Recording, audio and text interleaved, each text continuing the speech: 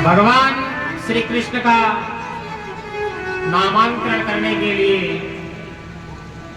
महर्षि गर्गाचार्य जी भगवान श्री कृष्ण का नामांकन महर्षि गर्गाचार्य जी ने किया है। और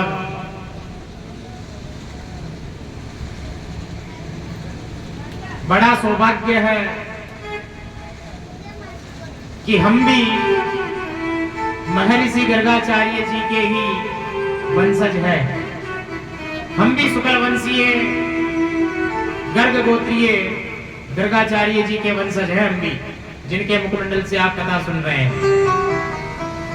तो गर्गाचार्य जी महाराज को सौभाग्य प्राप्त हुआ है भगवान का नामकरण करने का।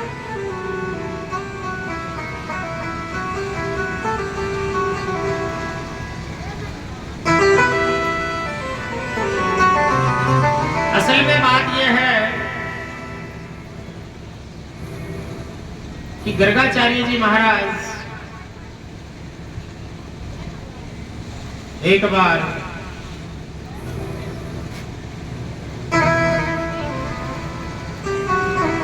नंद जी से कह रहे हैं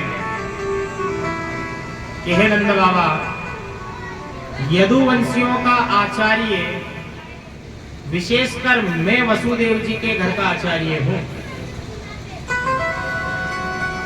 और आपको शायद मालूम है कि कंस ने अनेक अत्याचार किए हैं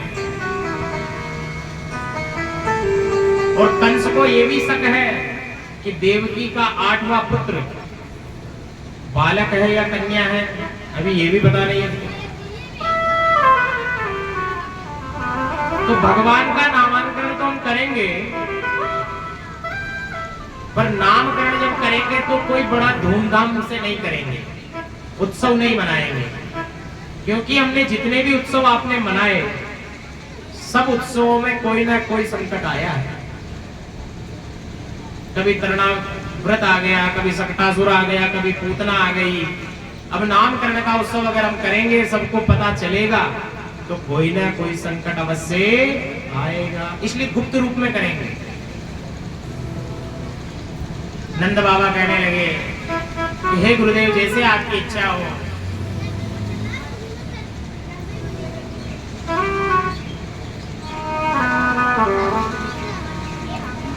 महर्षि गर्गाचार्य जी कहने लगे कि हे नंद बाबा, आपके पुत्र का नामांकन संस्कार करने का एक शुभ और पवित्र एक स्थान है, उस स्थान पर करेंगे जिससे किसी को शक भी नहीं होगा और नामांकन भी बड़ी विधि और विधान से होगा।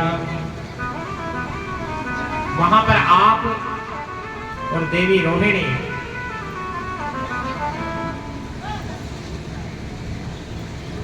पधारना।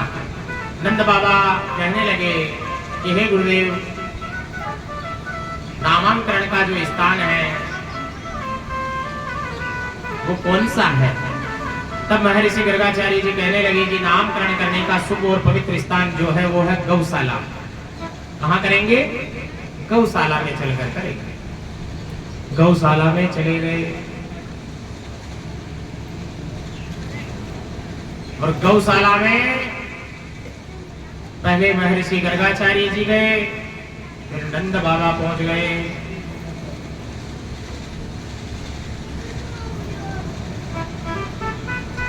इधर से नंद बाबा भी गए, रोहिणी मैया और यशोदा मैया भी गई। रोहिणी मैया और यशोदा मैया दोनों ने अपने लाला को अदल बदल कर लिया कि देखेंगे पंडित जी कितने विद्वान हैं। क्योंकि महर्षि गर्गाचार्य जी त्रिकालदर्शी थे, घोड़ा शास्त्र के ज्ञाता थे और ज्योतिष के परम विदुषी। तो उन्होंने विचार किया कि अब तो महर्षि जी बताएंगे कि किसका पुत्र कौन है, हम उल्टा सुल्टा लेकर बैठ जाते हैं।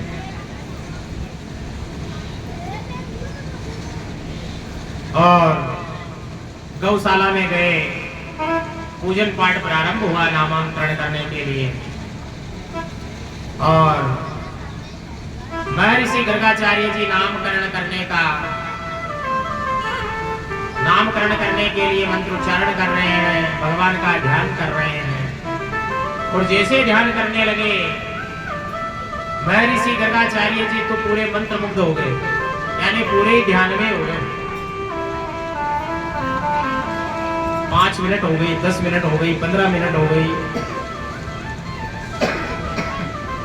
रोहिणी मैया यशोदा मैया दोनों बातें करने लगी कि महाराज न तो पलकें झपका रहे हैं, न श्वास ले रहे हैं, न इधर उधर देख रहे हैं, कहीं महाराज का सीताराम तो नहीं हो गया? बेटे बेटे मैं हिलडुल ही नहीं रहे। जब गुरुजी को जोर से आवाज लगाई, गुरुजी ध्यान से आए, ध्यान से बाहर आए और ध्यान लगाने लगे कि क्या नाम है। तो रोहिणी मैया को कहने लगे कि पहले रोहिणी नंदन का नाम होगा क्योंकि बड़ा पुत्र वो है, पर हे यशोदा मैया रोहिणी नंदन आपके गोदी में है, इसलिए आप इस रोहिणी नंदन को रोहिणी जी की गोदी में दे दीजिए। और यशोदा जी आप अपने लल्ला को ले लीजिए। और रोहिणी जी ने अपने पुत्र को गोद में लिया और महर्षि गर्गाचार्य जी ने बड़े पुत्र का नामांकन कर दिया। और क्या नाम रखा? नाम निकला राम। क्या नाम निकला? राम। पर बल की अधिकता होने के कारण तुम्हारे में बल की अधिकता रहेगी, तुमसे कोई जीत नहीं सकता है, इसलिए तुम्हारा नाम होगा बलराम। बोले बलराम भगवान की।